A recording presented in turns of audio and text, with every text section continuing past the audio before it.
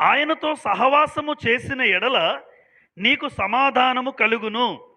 అలాగున నీకు మేలు కలుగును. నీకు మేలు కలుగును. ఎవరికి? మీకే, మనకే.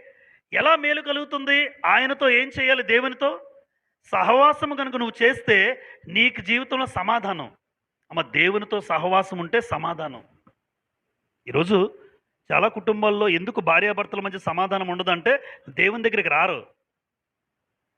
ఎక్కువ శాతం దేవుని దగ్గరికి ఇద్దరు ఉంటే సమాధానం భార్యాభర్తల మధ్య ఉంటుంది. ఖచ్చితంగా ఉంటుంది. అల్లర్లు రావా, గొడవలు రావా అని చెప్పను. గొడవలు వచ్చినా వాక్యాన్ని బట్టి మార్చుకుంటారు, సరిచేసుకుంటారు. అంటే దేవునితో సహవాసం ఎంతగా మీరు ఉంటారో మన కుటుంబం, ఆ కుటుంబం అంతగా మేలు కలుగుతుంది. ఈరోజు చాలా కుటుంబాల్లో డబ్బు ఉంది కానీ ప్రశాంతత లేదంటారు.